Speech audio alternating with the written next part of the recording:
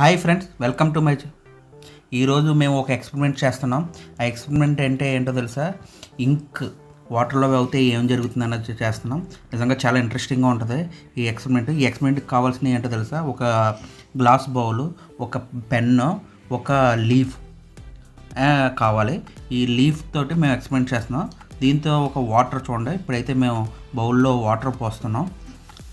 So బౌల్లో water పోసాం.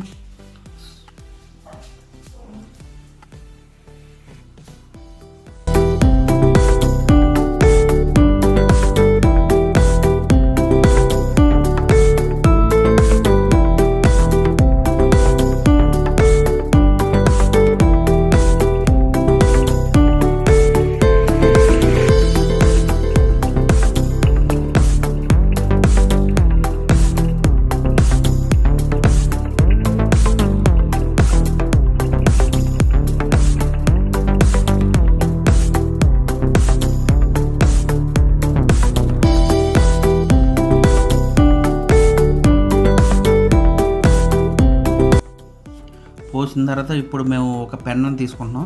ఈ experiment ఎలా వస్తుందో చూద్దాం. ఈ పెన్ చూడండి. ఇప్పుడు పెన్ను చూసి ఆ ఇంక్ అయితే తీస్తున్నాం. చూడండి, ఇంక్ తీస్తున్నాం. ఇంక్ తీసిన తర్వాత ఏం జరుగుతుంది అనేది అయితే మనం చూస్తున్నాం. ఈ ఎక్స్పెరిమెంట్ నిజంగా చాలా ఇంట్రెస్టింగ్గా ఉంటుంది. ఓకేనా?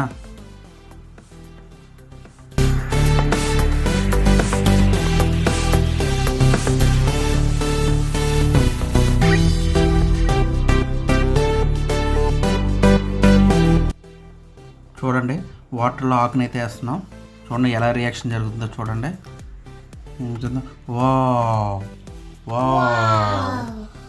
చూసారు కదా, చాలా ఇంట్రెస్టింగ్గా ఉంది. చూసారా? చూసారా, ఇది డిఫ్యూజన్ అయింది. ఇలా డిఫ్యూజ్ అవ్వడం కారణం ఏంటంటే నేను ఈ డిఫ్యూజ్ ఎందుకు అయింది దాని గురించి అయితే మీకు ఎక్స్ప్లెయిన్ చేస్తాను. ఈ ఎక్స్పెరిమెంట్ చాలా ఇంట్రెస్టింగ్గా ఉంది కదా. మీకు ఈ వీడియో నచ్చినట్టయితే లైక్ చేయండి, షేర్ చేయండి. చూడండి, చాలా బాగుంది కదా.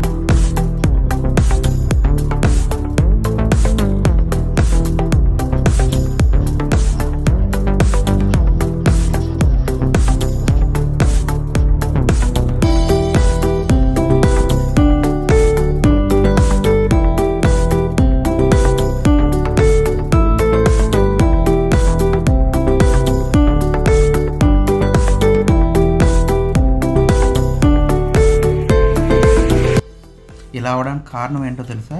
ఇంక్ యొక్క సర్ఫేస్ టెన్షన్ ఉంటుంది కదా, ఇది వాటర్ యొక్క సర్ఫేస్ టెన్షన్ కంటే చాలా తక్కువగా ఉంటుంది.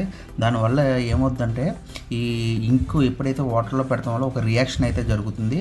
లో surface tension, high surface tension మధ్య జరిగే రియాక్షన్ వల్ల ఇంక్ ఇలాగ వాటర్లో అయితే డిఫ్యూజ్ అవుతుంది. చూడండి వాటర్లో ఎలా డిఫ్యూజ్ అయిందో. చాలా ఇంట్రెస్టింగ్గా ఉంది కదా. ఎలా డిఫ్యూజ్ అయిందో చూసారు కదా.